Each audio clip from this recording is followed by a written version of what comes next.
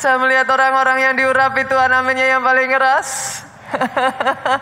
Saya melihat tamu-tamu juga dari luar kota, aminnya yang paling keras.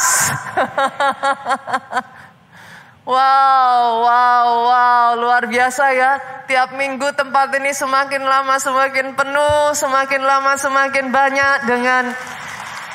Saya percaya saudaraku, orang-orang yang Tuhan mau tanam di tempat ini bertumbuh bersama-sama, terima rema bersama-sama. Dan seperti apa yang Tuhan janjikan, berbuah lebat, saudara. Minggu ini saudaraku, saya akan masuk pada bagian yang kedua dari seri firman The God of Miracles. Tuhan pembuat mujizat, Pak.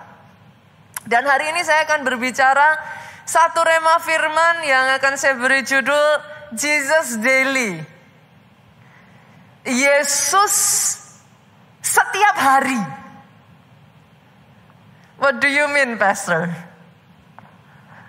Apa maksudnya?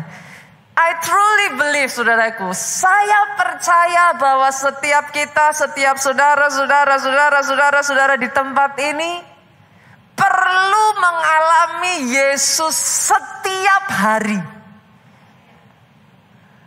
Kadang kalau nggak hati-hati ya Pak, kita jadi orang Kristen sudah bertahun-tahun, belasan tahun bahkan Pak, puluhan tahun. Tapi bisa melewatkan yang ini loh Bu. Kalau nggak hati-hati kadang akhirnya kita jalan sendiri.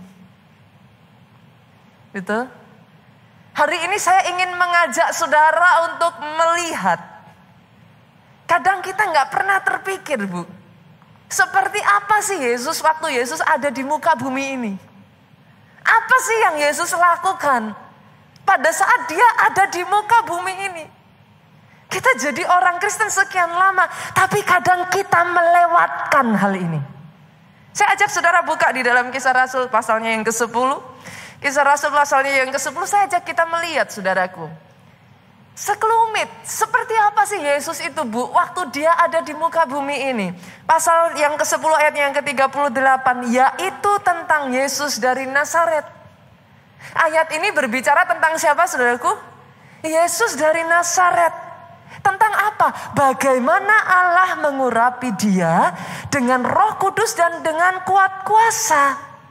Dia, Yesus, berjalan berkeliling sambil berbuat baik dan menyembuhkan semua orang yang dikuasai iblis sebab Allah menyertai dia. Dari ayat ini kita belajar Pak. Pada saat Yesus masih ada di muka bumi ini, dia akan berjalan berkeliling. Sambil dia berjalan, dia akan berbuat baik. Sambil dia berjalan, saudaraku, dia akan menyembuhkan orang yang sakit. Dia akan menyembuhkan orang yang kerasukan iblis, yang dikuasai iblis. Bolehkah saya katakan ini Bu? Ketika Yesus ada di muka bumi ini, dia pergi dari satu tempat ke tempat berikutnya. Dari satu kota ke kota berikutnya. To work miracles. Mengerjakan mujizat. Because he is the God of miracles.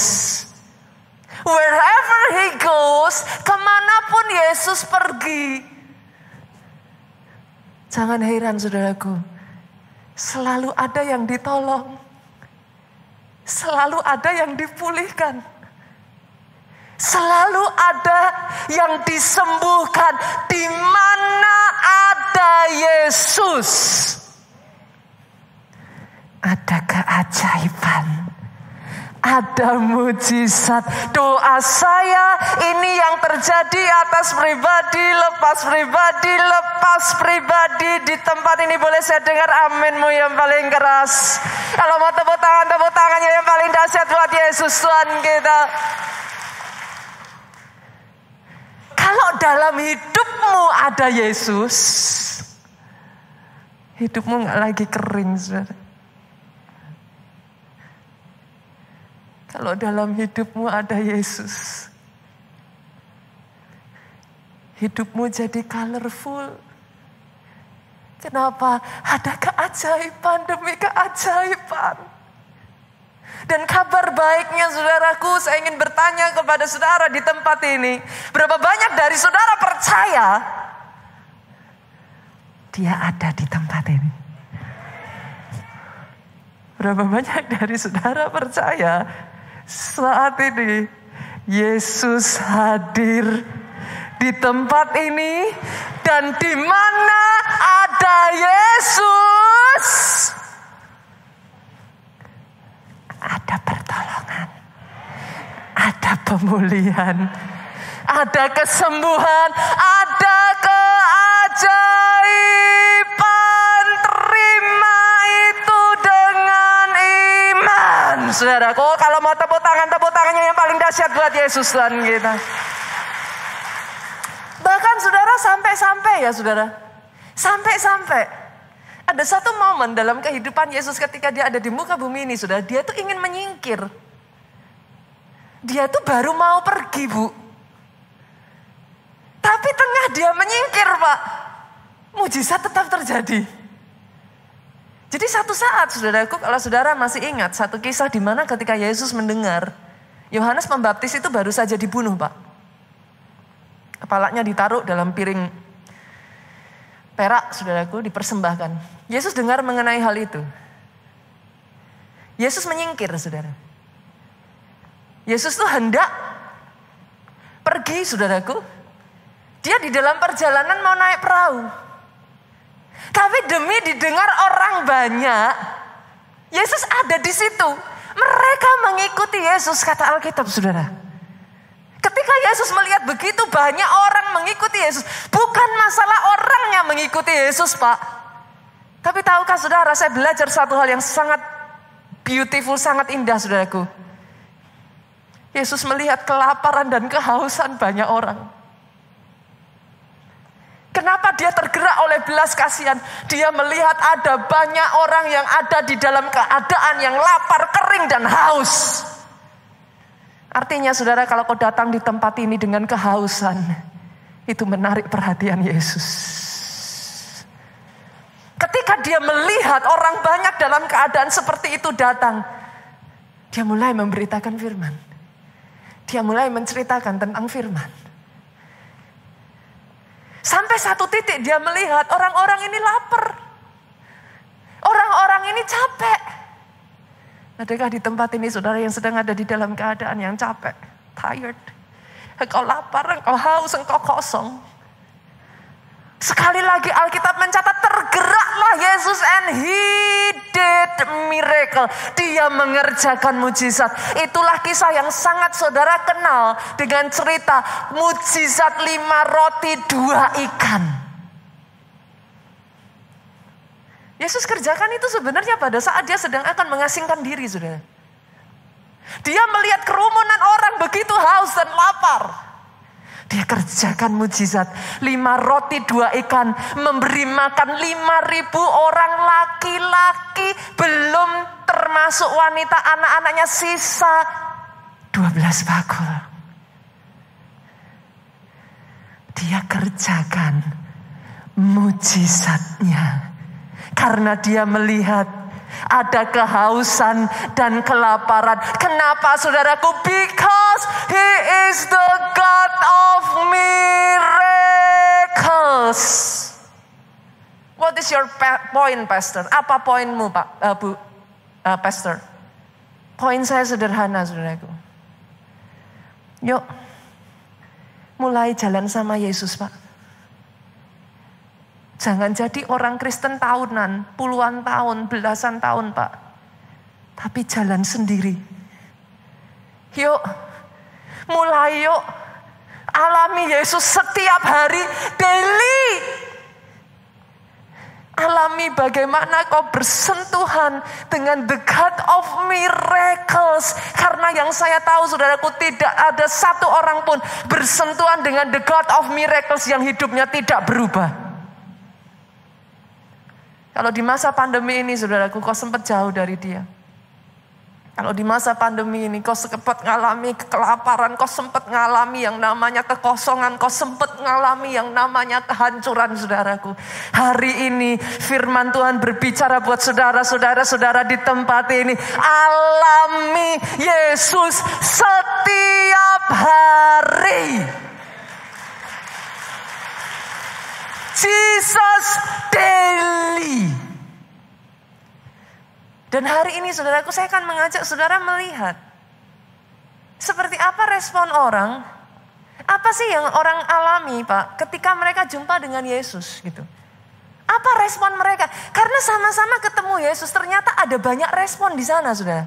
Saya akan bagikan kepada saudara 3 kisah di dalam Alkitab yang menunjukkan dengan sangat clear sekali respon seseorang ketika mereka bersentuhan dengan Yesus. Kita buka Lukas pasalnya yang ke-17, kita lihat saudaraku, ayatnya yang ke-12 sampai ayatnya yang ke-18. Kisah yang pertama, kisah yang sangat terkenal saudaraku. Saya bacakan ayatnya yang ke-12. Ketika ia memasuki satu desa, datanglah 10 orang kusta menemui dia. Ada berapa orang kusta di sana sudah? 10. Mereka tinggal berdiri agak jauh. Jadi mereka mengikuti Yesus itu dari jauh. Ayat 13, dan berteriak, Yesus Guru, kasihanilah kami.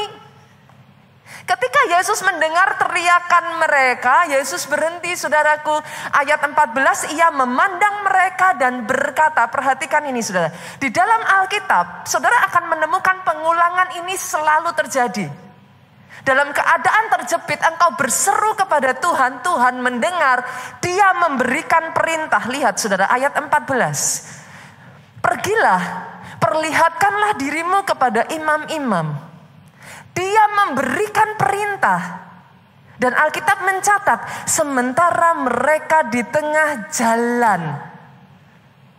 Bolehkah saya terjemahkan ini, Bu? Sementara mereka melakukan perintahnya. Yang mengerti katakan amin. Sementara mereka di tengah jalan, mereka pergi mencari para imam. Alkitab mencatat mereka menjadi tahir.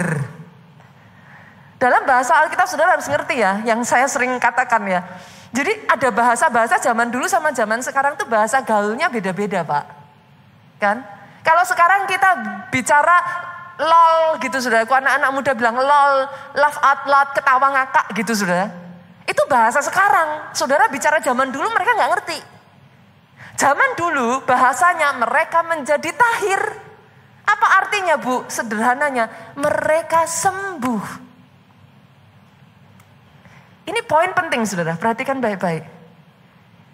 Ketika saudara berseru, cari remanya. Banyak orang Kristen cari gampang, saudara. Cari Pak Pendeta. Cari Bu Pendeta. Cari remanya. Ketika kau dapat rema, nanti saudara akan temukan berkali-kali selalu seperti itu. Kau dapat rema, kau kerjakan. Kau lakukan, kau taat. Mujizat terjadi. Kita lanjut ya, ayat yang ke-15. Seorang dari mereka melihat bahwa ia telah sembuh. Kembali sambil memuliakan Allah dengan suara nyaring, 16. Lalu tersungkur di depan kaki Yesus dan mengucap syukur kepadanya. Orang itu adalah seorang Samaria, 17. Lalu Yesus berkata, bukankah 10 orang tadi semuanya telah menjadi tahir? Bukankah 10-nya semua sudah sembuh? Di mana yang 9 orang itu? Tidak adakah di antara mereka yang kembali untuk memuliakan Allah selain daripada orang asing ini? Saya tanya kepada saudara, 10 orang kusta, Pak, minta pertolongan Yesus. Dalam perjalanan berapa yang sembuh? 10. Tapi saudara, yang 9 setelah sembuh baik-baik. Ini tipikal orang Kristen yang pertama, saudara. Cari Yesus, minta berkatnya, udah dapat Bye-bye Yesus. Udah dapat kok. Pernah melihat yang seperti ini saudaraku? Nggak ada di gereja ini saudaraku. Yang mengerti aminnya yang paling keras. Cari Yesus butuh pertolongan. Sudah dapat, sudah sembuh. Bye-bye. Ada orang-orang Kristen ya saudaraku, bahkan orang di luar sana, bersentuhan dengan Yesus. Setelah itu saudara, that's it.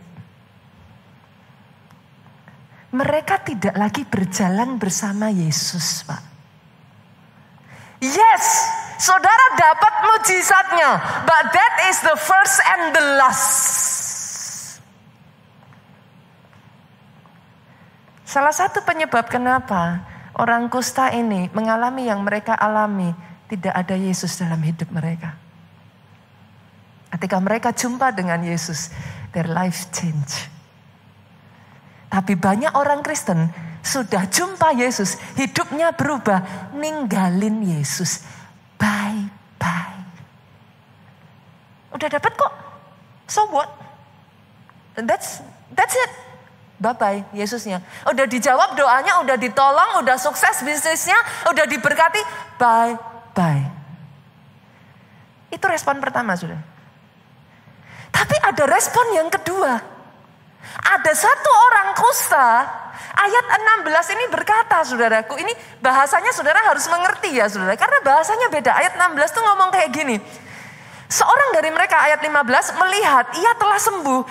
Kembali sambil memuliakan Allah dengan suara nyaring. Itu maksudnya apa pastor? Kalau dibahasakan zaman sekarang, kembali untuk bersaksi Pak. Yang mengerti katakan amin. Ada 1 dari 10 ini, dia menyadari, dia sembuh karena pertolongan Yesus. Adakah di sini yang menyadari, engkau ada sebagaimana hari ini kau ada karena pertolongan Yesus? Itu sebabnya yang satu ini tidak bye-bye, dia balik. Dia datang lagi. Dia naikkan ucapan syukurnya di hadapan Tuhan. Dia bersaksi, dia bercerita, this is what happened in my life. Saya berdoa ya saudaraku, perjumpaanmu dengan Yesus bukan hanya satu kali and then bye-bye. Engkau sadar, engkau ada hari ini semua karena Dia. Itu sebabnya engkau kembalikan buat Dia. Aminnya yang paling keras, saudaraku. Ini adalah 2 respon yang kita lihat dari satu kisah ini, Pak. Tapi saya ingin mengajak saudara melihat kisah berikutnya. Kita buka Markus pasalnya yang ke-10 ayatnya ke yang 46 sampai 52. Ini kisah tentang Bartimeus. Lalu tibalah Yesus dan muridnya di Yeriko. Ketika Yesus keluar dari Yeriko bersama dengan murid-muridnya dan orang banyak yang berbondong-bondong. Selalu itu terjadi, saudara. Di mana ada Yesus, orang berbondong-bondong datang. Ada seorang pengemis yang buta bernama Bartimeus, anak Timeus, duduk di pinggir jalan. Siapakah dia, saudara? Bartimeus ini adalah seorang pengemis buta, saudara. Dia anak Timeus. Apa yang dia lakukan? Ketika didengar bahwa itu adalah Yesus orang Nazaret, mulailah dia berseru, Yesus anak Daud, kasihanilah aku. Banyak orang menegurnya supaya ia diam. Namun semakin keras ia berseru, anak Daud, kasihanilah aku. Lalu Yesus berhenti dan berkata, panggillah dia. Mereka memanggil orang buta itu dan berkata kepadanya, kuatkan hatimu, berdirilah, ia memanggil engkau. Apa yang terjadi, saudara? Lalu ia meninggalkan jubahnya, ia segera berdiri dan pergi mendapatkan Yesus 51. Tanya Yesus kepadanya, apa yang kau kehendaki supaya aku perbuat bagimu? Jawab orang buta itu, Rabuni, supaya aku dapat melihat. Lalu kata Yesus kepadanya, pergilah, imanmu telah menyelamatkan engkau. Perhatikan ya saudara, datang sama Yesus, selalu Yesus kasih apa saudara? Perintah. Pergilah, imanmu telah menyelamatkan engkau. Banyak orang didoain pendeta, nyong, sembuh. Sudah pergi, balik lagi. Pastor, tapi tadi kan baru kepala, belum kakinya. Oke, Pak pendetanya sabar saudara. Nyong, sembuh. Datang lagi, kejar lagi. Pastor, tadi belum perutnya. Saudaraku, perhatikan apa yang saya katakan ini. Dengarkan apa yang jadi perintah Yesus. Lakukan. Dengan iman terjadi. Ayat ini berkata, pergilah, imanmu telah menyelamatkan engkau. It is by faith you receive it. Datang lagi. Pastor, telinganya. Yang mengerti katakan amin. Yang mengerti katakan amin. Berapa banyak dari saudara yang menyadari yang menyembuhkan bukan Pak Pendeta? Aminnya yang keras. Saya, siapapun yang berdiri di atas mimbar ini tidak punya kuasa menyembuhkan. Oh, saya ngomong apa adanya saudaraku. I will not gonna lie. Tapi yang bersama kami, the God of miracles, Dia yang bekerja. Dengarkan perkataannya. Tangkap itu dengan iman. Kerjakan. Alkitab mencatat di ayat yang ke-51 ini. Sama-sama kita lihat saudaraku. Pada saat itu juga melihatlah ia. Sembuh atau enggak saudara? Udah dapat belum tujuannya ketemu Yesus? Pergi enggak? Lihat ya, kita baca ya. Kisah Bartimeus ini menarik saudara. Dan ini ditulis loh saudara. There is a reason untuk setiap hal yang tercatat dalam Alkitab. Lalu ia mengikuti Yesus di dalam perjalanannya. Wow. Dia bukan hanya kembali. Dia ikuti Yesus di dalam perjalanannya. Seorang yang tadinya buta, gelap. Tapi ketika dia ikut Yesus, everywhere he goes, kemanapun dia pergi, dia melihat keajaiban demi keajaiban, pertolongan demi pertolongan, diluputkan demi diluputkan, pemulihan demi pemulihan. Once again izinkan saya mengatakan ini saudaraku. Jangan jadi orang Kristen, tapi jalan sendiri. Boleh Bu? Alami Yesusmu setiap hari. Berjalan sama Dia, jangan mau lepaskan. Gak cukup mujizat satu kali Pak, aminnya yang paling keras. Berjalan bersama Dia and you will see the whole life. Seumur hidupmu tidak pernah kering keajaiban.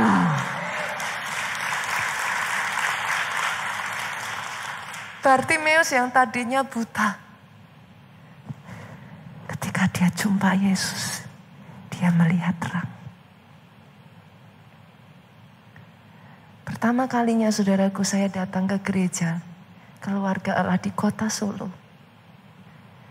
Belasan tahun, puluhan tahun yang lalu, maybe more than 20 years saudaraku. Tahukah saudara, bersama saya duduk di paling belakang. Paling ujung pinggir, saya gak mau ada orang yang tahu saya. Satu suara berbicara di telinga saya, kamu cari siapa? I was just like, maybe like kayak 10 tahun saudaraku. 11 tahun itu usia saya pada saat itu. Saya lihat ke kiri saya lihat ke kanan saya, tidak ada siapapun. Mereka sedang mengangkat tangan menyembah Tuhan. Saya lihat depan saya lihat belakang saya. Disitulah saya tahu Tuhan sedang berbicara. Hari ini dia berbicara atas hidupmu saudaraku. Dia berbicara atas setiap saudara di tempat ini. Who are you looking for? Pastikan kau jumpa dengan Yesus. Your life will never be the same again. Kisah yang ketiga, ini lebih menarik saudara. Kita buka lagi di Lukas pasalnya yang ke-5. Kisah yang ketiga tentang Petrus saudara. Ayat yang ke-4 sampai ayat yang ke-11. Setelah selesai berbicara, ia berkata kepada Simon, bertolaklah ke tempat yang dalam, tebarkan jalamu untuk menangkap ikan. Simon menjawab, Guru, telah sepanjang malam kami bekerja keras. Kami tidak menangkap apa-apa. Tetapi karena engkau menyuruhnya, aku akan menebar jala juga. Simon gak pernah, saudara harus ingat loh, di cerita ini Simon belum pernah berjumpa dengan Yesus sebelumnya. Ini perjumpaan encounter pertamanya Simon dengan Yesus. Tetapi karena engkau menyuruhnya, aku akan menebarkan jala juga.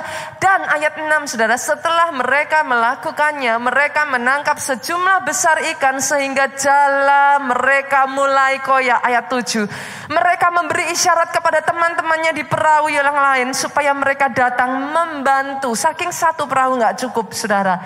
Mereka itu datang lalu mereka bersama-sama mengisi kedua perahu itu dengan ikan hingga hampir tenggelam. Ini perjumpaan pertama Petrus dengan Yesus. Dia berjumpa dengan the God of miracles, Pak. Dia kaget. Begitu kagetnya sampai di ayat yang ke-8 Simon berkata, saudaraku, ketika Simon Petrus melihat hal itu, tersungkur ia di depan Yesus dan berkata, Tuhan, pergilah daripadaku. Simon sadar dia berhadapan dengan siapa, saudara? Karena aku ini seorang berdosa. Kadang saya berjumpa orang-orang yang datang ke gereja dan saudara berkata, Pastor, apakah aku berhak, apakah aku layak datang ke tempat ini? Aku orang berdosa. Aku orang yang hidupnya sudah gak karu-karuan. Apakah aku masih diterima? Sebab ia dan semua orang yang bersama dengan dia takjub oleh karena banyaknya ikan yang mereka tangkap. They see miracles.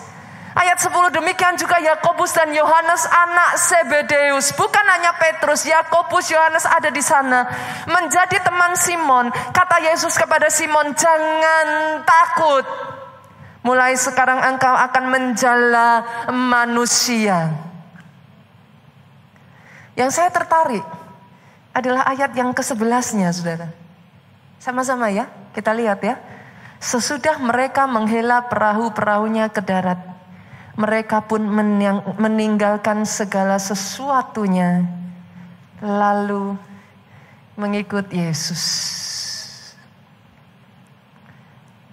Ada 9 orang kusta yang sudah dapat apa yang mereka mau, bye-bye. Ada 1 orang kusta yang sadar itu bukan dari dirinya, tapi karena Tuhan balik. Cari Yesus. Tapi Alkitab tidak mencatat dia mengikut Yesus seterusnya. Ada Bartimeus yang ngalami. Setelah itu dia berjalan bersama Yesus untuk satu journey. Untuk satu sesi dalam kehidupannya. Satu season dalam kehidupannya. And then no more. Tapi saya berdoa di tempat ini ada orang-orang seperti Petrus. Engkau bersentuhan dengan the God of miracles. Kau tinggalkan semuanya. kau ikut Yesus sampai akhir hidupmu.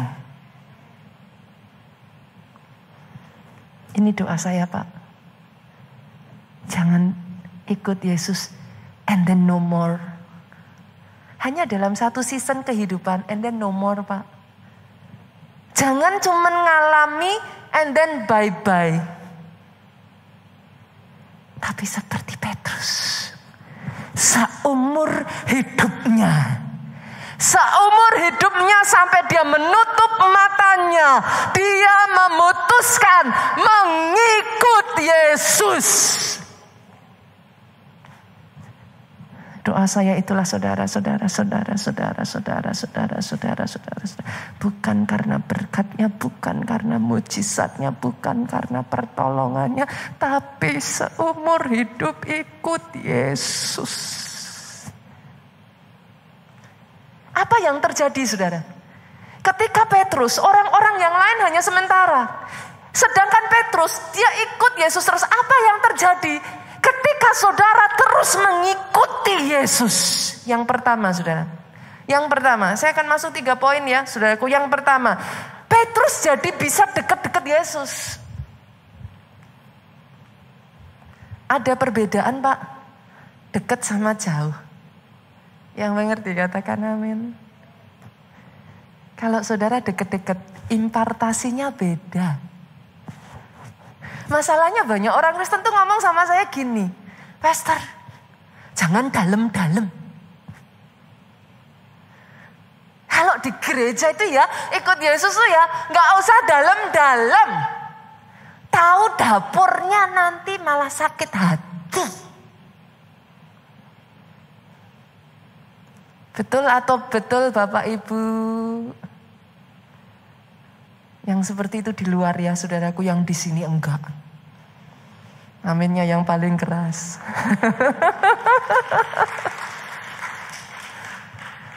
Nanti jadi tahu dapurnya malah sakit hati. Dengar ini saudara. Semakin saudara digesek, kalau saudara punya kedekatan dengan Yesusnya enggak berkurang, yang muncul kedewasaan rohani. Masalahnya masuk dalam digesek, tapi sama Yesusnya enggak dekat. Buktikan perkataan saya, saudara. Masalah yang paling banyak dialami orang Kristen akan hilang kalau rohmu menyala-nyala sama Yesus. Pastor, kenapa ya Pastor? Saya tuh enggak tahu loh. Saya hari-hari ini malas aja ke gereja. Tapi kalau saya tanya, saudara, pasti, ya Pastor balik-baliknya itu lagi pertanyaannya. Saya tuh pasti tanya satu, kehidupan doamu sama Tuhan gimana? Saya masih doa kok Pastor. Bukan masih doanya. Dari dekat sama jauh beda. Impartasinya beda. Oh saudaraku, ketahanan kekuatannya beda. Masalah banyak orang Kristen tidak mengalami Yesus setiap hari.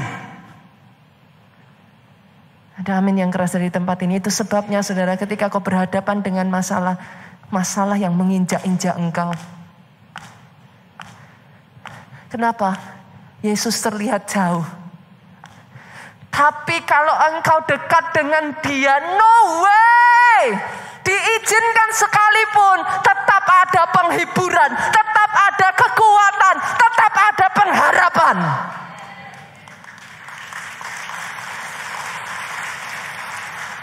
Sudahkah engkau mengalami Jesus daily? Atau dari jauh? Sehingga akhirnya saudaraku lama-kelamaan, tambah mundur.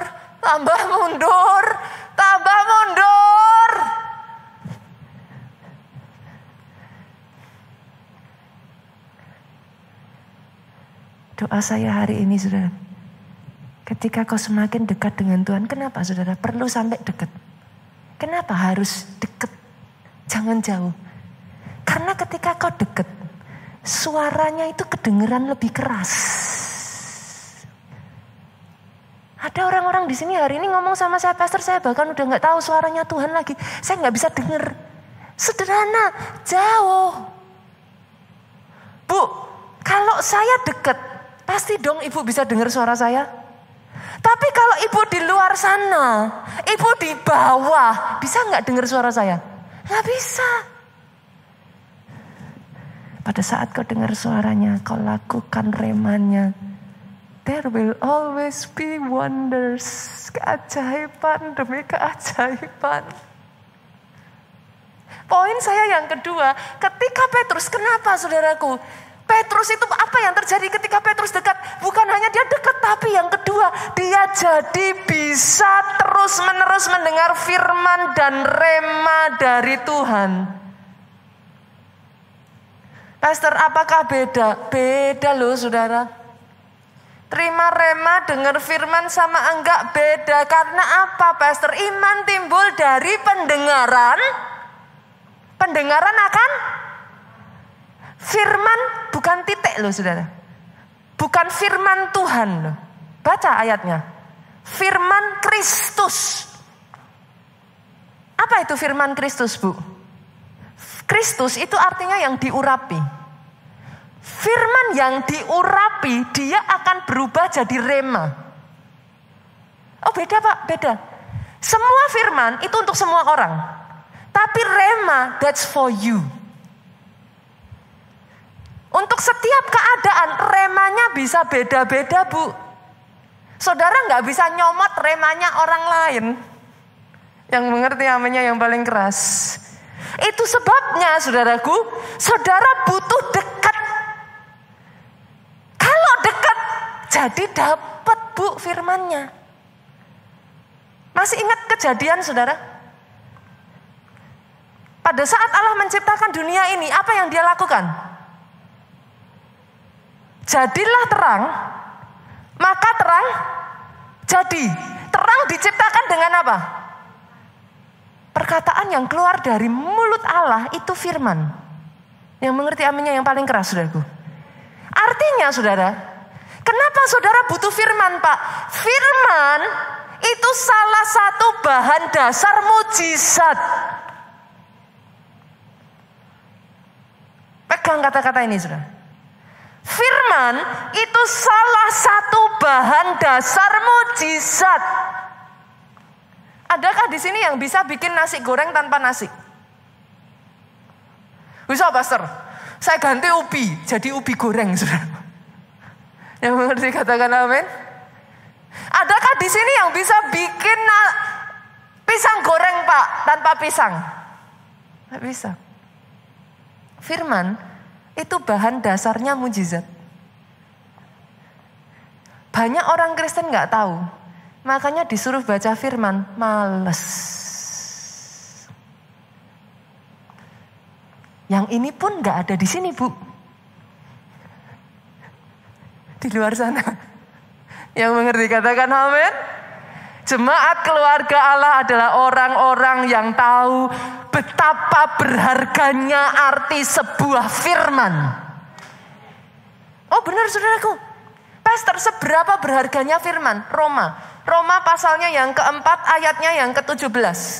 Oh lihat ini saudaraku. Seberapa berharganya firman. Lihat ini saudara. Seperti ada tertulis, engkau telah kutetapkan menjadi bapak banyak bangsa. Di hadapan Allah yang kepadanya ia, Abraham di sini sudah percaya.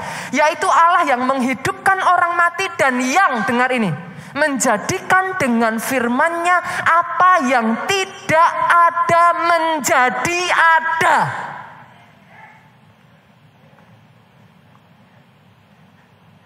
Jangan salah loh saudara. Apa yang gak ada jadi ada, itu dijadikan dari firman. Boleh gak saya ajak saudara di tempat ini? Kalau mau datang ke gereja, siapin hati dulu Bu. Karena ada banyak orang datang ke gereja, gak siapin hati. Pak Pak pendetanya, Bu pendetanya mau ngomong sampai berbusa, masuk kanan keluar kiri sudah. Masih puji Tuhan kalau masuk kanan keluar kiri masih ngendep gitu kan. Lah kan bisa keluar kan artinya kan ngendep dulu. Lah kalau masuk kanan mental kanan gimana sudah?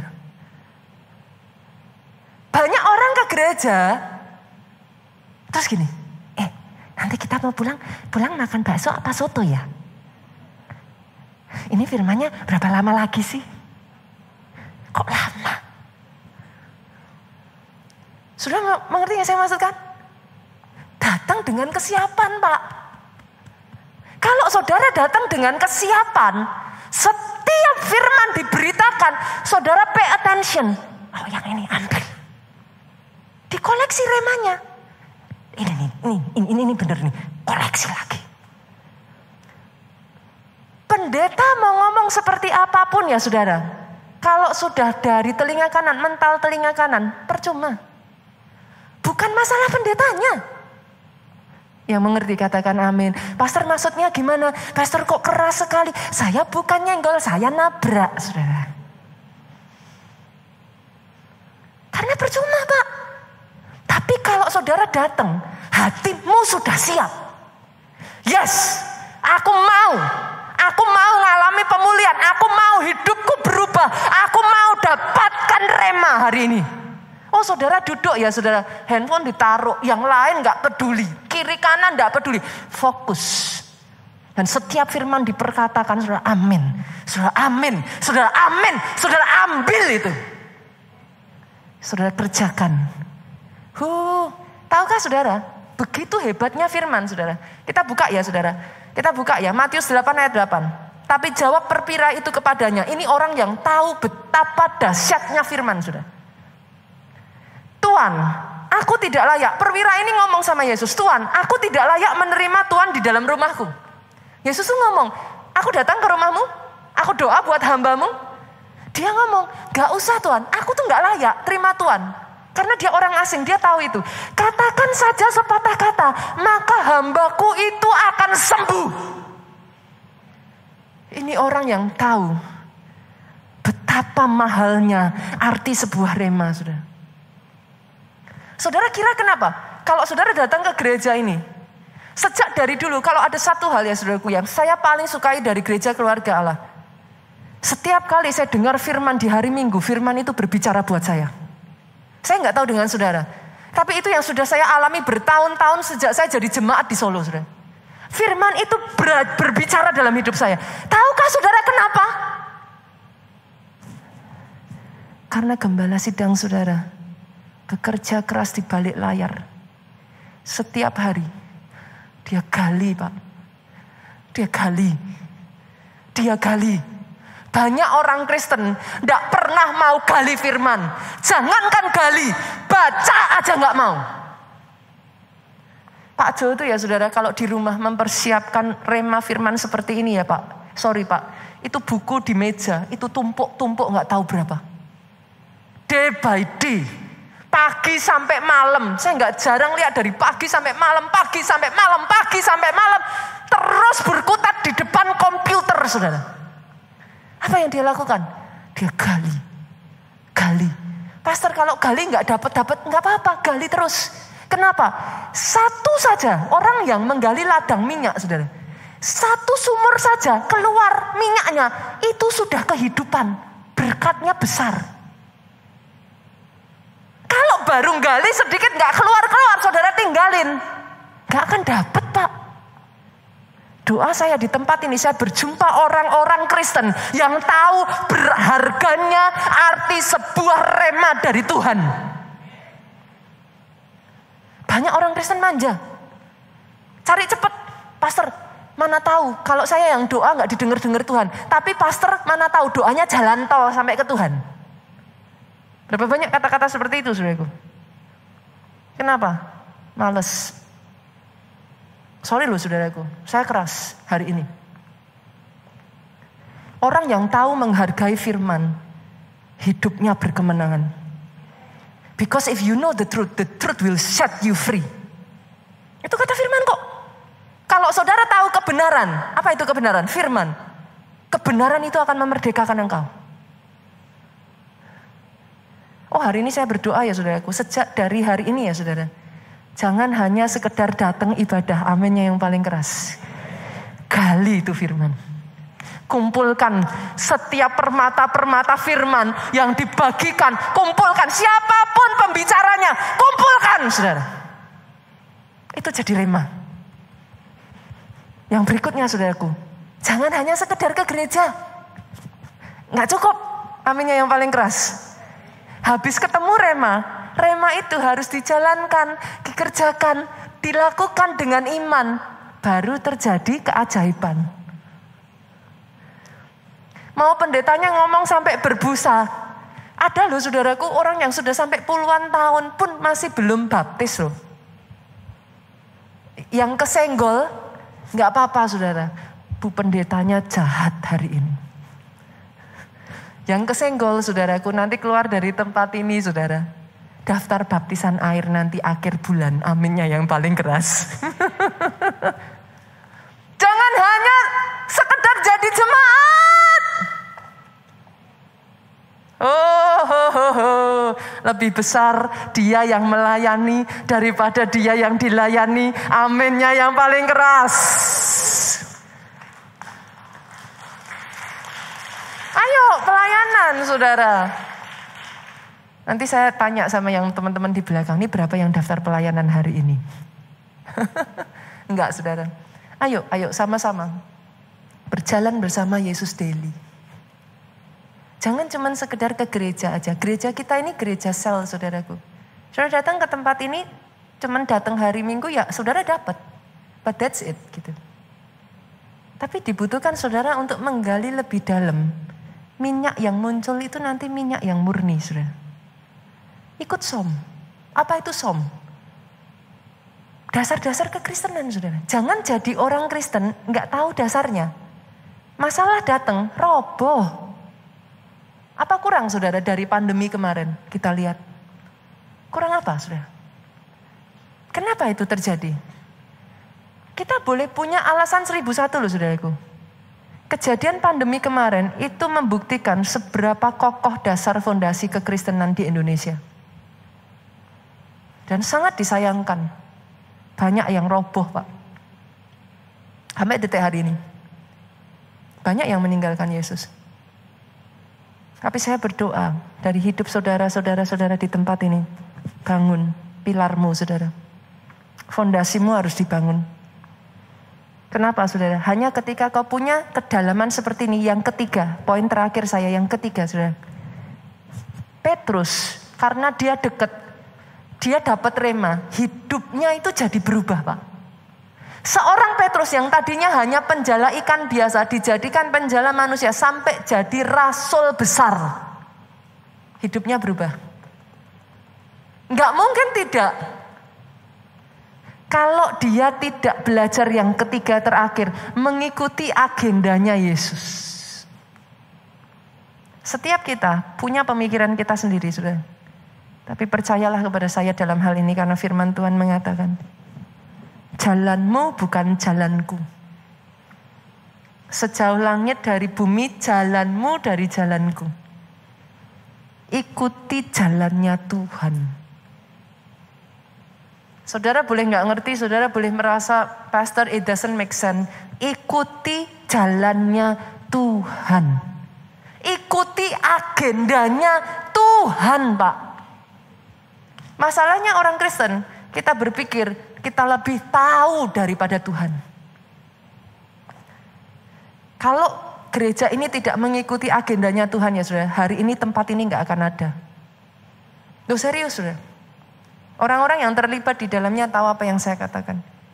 Membangun di tengah masa pandemi kemarin gak segampang yang saudara pikirkan. Bukan hanya masalah uang saudaraku. Bukan hanya masalah biaya dan dana. Itu saja sudah satu poin yang besar sekali saudara. Tapi kemarin itu selama masa pandemi, itu goncangannya kenceng loh untuk gereja saudara. Bagaimana kalau saudara masih ingat ya, hanya urusan masker aja bisa jemaat terpisah 2 kok. Masih ingat saudara? Pakai masker, nggak pakai masker. Yang pro pakai masker, marah sama yang nggak pakai masker. Yang pro nggak pakai masker marah sama yang pakai masker. Itu aja ya sudah jadi terbelah kok. Saudara masih ingat kejadian itu semasa pandemi? Ada yang bilang gereja buka itu malah salah. Ada yang bilang gereja harus buka. Nah, kan? Itu saja goncangannya buat gereja udah nggak segampang itu di Indonesia, saudara. Kalau bukan para leader kita berjalan dengan agendanya Tuhan. Belajar dekat terus dengar suaranya Tuhan. Karena hilang sedikit udah langsung mundur ngeper, saudara. Itu kalau saudara tidak dengar suaranya sedikit aja goyang kok.